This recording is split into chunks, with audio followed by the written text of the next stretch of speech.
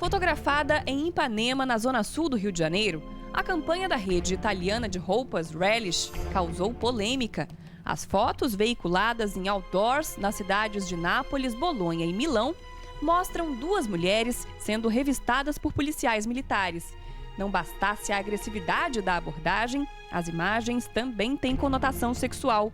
Para muita gente, é um retrato de como o mundo vê o Brasil e as brasileiras. Eles acabam achando que toda mulher brasileira é prostituta, né? A Prefeitura do Rio enviou uma nota de repúdio à empresa, mas nem se deu conta que a poucos metros de onde foram feitas as fotos, o apelo sexual associado à imagem da brasileira é ainda mais explícito. A venda de cartões postais com mulheres de biquíni foi proibida este ano no Rio, mas sem fiscalização, o comércio continua. Como é que vocês acham que a mulher é vista lá fora, a mulher brasileira? Vulgar. Gostosa, na verdade, né? Eu acho que como um objeto de consumo mesmo. Você vê que é sempre mulher de biquíni, mulher dançando, é o samba sempre, elas quase que peladas, né? Uma imagem que o próprio governo ajudou a construir. Durante muitos anos, a sensualidade da brasileira foi explorada em campanhas para atrair estrangeiros. Mas a estratégia se voltou contra o país. E por isso, o Ministério do Turismo ainda tenta consertar o erro do passado. Hoje é rigoroso com as empresas que associam a brasileira ao sexo.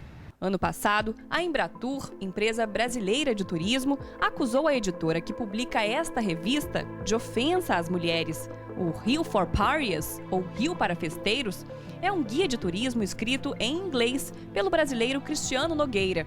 Como o título sugere, é feito para estrangeiros que vêm à capital fluminense em busca de festas.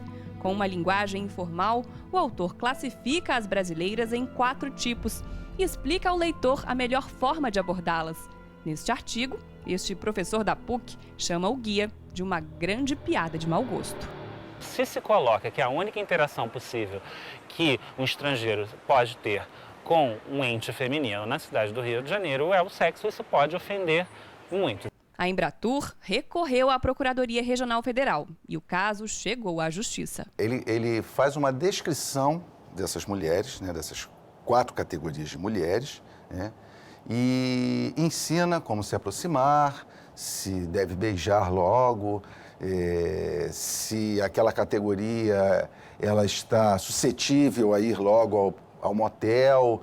O autor da revista se defende. Cristiano Nogueira diz que a proposta era publicar um guia bem-humorado e, ao contrário do que sugere a Embratur, ele garante que a intenção nunca foi promover o turismo sexual.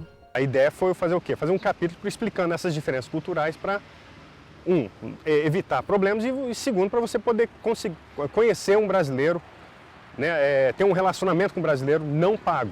Mas, para o professor, ele exagerou. Ele quer ser engraçado, ele quer ser diferente, ele quer se contrapor aos guias convencionais e eu acho que ele erra a mão. O guia, em um determinado momento, diz que as mulheres brasileiras são uma máquina de sexo. Então, só essa expressão, acho que já demonstra claramente, né, o quanto é maltratada a mulher brasileira nessa revista. Cristiano diz que o professor e a procuradoria não traduziram o livro da forma correta, mas admite que o conteúdo tem sim uma conotação sexual. Eu acho que hoje em dia ninguém considera isso daí desrespeitoso, sabe?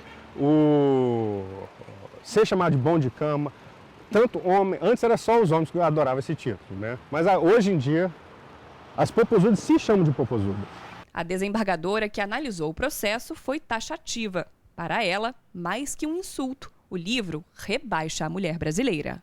É vulgarizado, não tem outros predicados, não tem outros detalhes, não há, enfim, absolutamente nada que disfarce o intuito dessa propaganda. A editora foi obrigada a retirar todos os exemplares de circulação.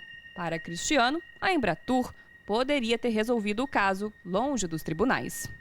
Poderiam ter tentado isso, e falado, olha aqui, Cristiano, não gostamos do jeito que você tem um capítulo sobre namoro, ou não gostamos dessa figura, aqui não gostamos desses termos, que a gente quer que você troque isso daí. É uma censura, não existe outro termo para explicar o que a Embratu pediu. O professor também não acredita que proibir a circulação do livro seja a melhor saída.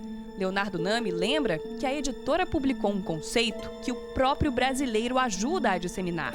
E é exatamente isso que precisa mudar.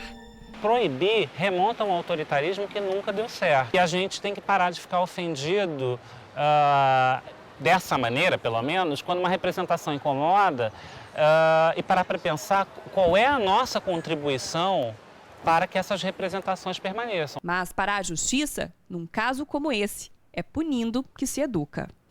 Não é porque não se tem mais censura ou a lei de imprensa foi revogada que as pessoas possam pensar que podem dizer o que querem e fazer o que querem. A liberdade de expressão, que sempre deve ser respeitada, ela deve limitar, ela deve respeitar alguns limites, né, éticos, alguns limites de respeito às pessoas também. Essa mulher brasileira não é só isso. Ela é uma mulher inteligente, batalhadora, estudiosa, mulher dona de casa, que busca um trabalho para uma educação melhor para o seu filho.